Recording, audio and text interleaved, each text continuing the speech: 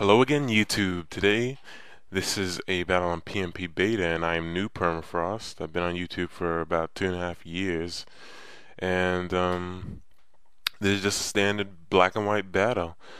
And this is with a new team I've been playing around with. So let's get the battle underway. I switch out immediately because you never want to risk a Swampert taking a power up. Sometimes you feel gutsy, sometimes you don't. Today was one of those days when I did not feel too gutsy. So I just switched to my Sazandora, get a U-turn off to see, and he to see what he was going to bring in, and brings in this Quitaran, which is a Purify type, and I really don't know what it wants to do, so I'm just going to send in something that will threaten it regardless, which would be a Gyarados, because he wouldn't want to take a Waterfall. So I'm going to taunt this turn, not knowing what he's going to do or what he can do. I know that this thing can learn taunt itself, and Will-O-Wisp and stuff, so I was just going to taunt to be safe. But he brings back in the Natori, so Natori really can't do anything with, because Leech Seed or Thunder Wave, whichever one it has, it can't use it because of the taunt.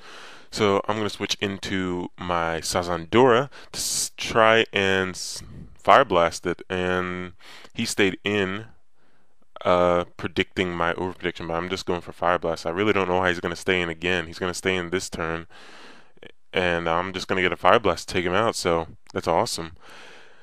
I forget what he switches into here. Oh yeah, he goes to this turtle thing, this battle turtle. Yeah, Agura? Okay. Yeah, he's going to go for a Rock Polish, which doesn't concern me because I have Swampert. And I'm going to set up Stealth Rock this next coming turn while he goes for an Earthquake. And the reason I'm staying in with Swampert here is because I know Swampert could take this thing out, and I don't want this thing around late in the game because Rock Polish late in the game is a pretty potent adversary. So he's going to go for Waterfall this turn, knowing that Waterfall will do pretty much as Earthquake would, but it also has the flinching chance. So I'm going to go for an Earthquake, and Earthquake does some good damage considering this thing has great defenses. And he's going to go for another Waterfall, and I'm going to be able to take him out with an Earthquake, so that's really great. So after this little series of moves, he's going to now send in a Gengar. And Gengar is he's a threat kind of, but not really. I'm just leaving in Swampert to die here, as you guys can probably tell, because I could have switched out, but I figured Swampert served his purpose. So, plus I want to get a free switch to something that can deal with this Gengar, which would probably end up being my Sazandora. So I break the sub. He misses that Focus Blast, which is unfortunate for him, but hey, stuff happens. And yeah, he's going to Focus Blast this turn, but I'm not going to die. I'm going to live with about 9 HP, which is just epic. Oh, 8. So, but he does get the special defense drop, but it doesn't really matter. He's going to take me on next turn, and that's what I've been wanting, to tell you the truth. Swampert served this purpose. And this is, by the way, this is my Swampert, and I brought in my Swampert, Gyarados, and Infernape from my Heart Gold version. Actually, I just Poke-Gen them into this game, which is great because those three were my favorite from Heart Gold and Platinum and all those games before. He's gonna go for a Shadow Ball here and get a crit, so that's just shitty luck, and that's awful for me. And that just pissed me off because I could have done so much work with Coldridge. Coldridge is by far like my favorite Pokemon from the last gen. I used him the most. Him, Swampert, and my Infernape, like I said, were my three favorites, and I used them the most.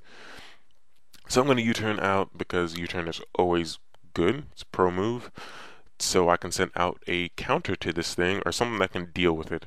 So I switched to my Infernape because it's not a counter, but it's a Pokemon that I call it, that I say can deal, which means it might not be the perfect thing to take it on, but it can, take care of it. So I'm going to go for this Hidden Power, which is Hidden Power Rock. And I'm going to be able to take out the Gengar, which is fantastic. He's going to go to Medicham now.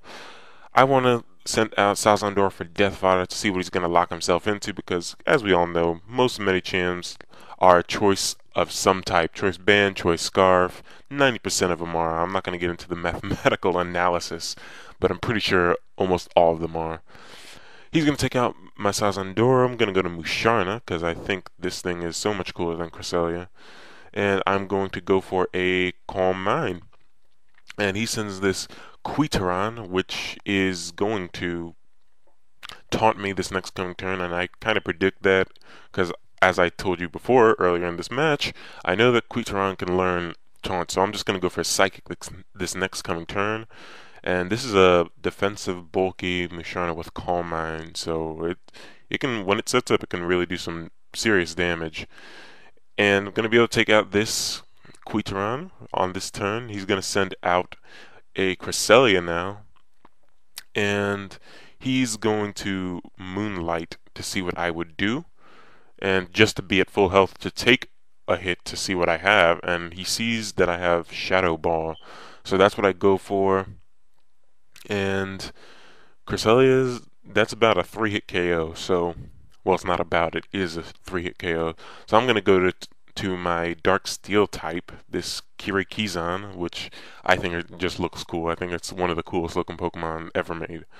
He's going to go for a Calm Mind, but this next coming turn I predict his Moonlight, because, like I said, he wants to be at full health before he takes a hit, and that's what he does. So I Rock Polish there, and that's really great, because now I'm faster than his remaining two Pokemon, which would be this Cresselia and Medicham.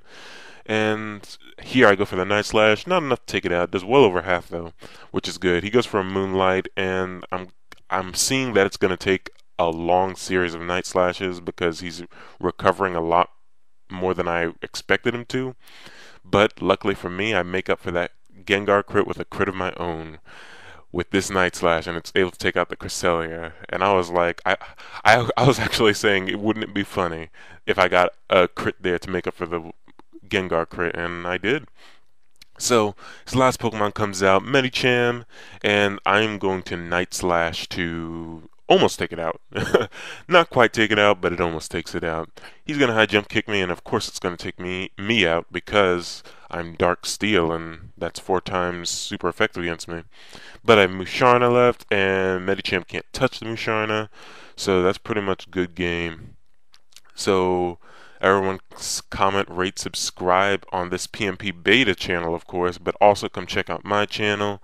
Comment, rate, subscribe, guys, and peace. See you next time.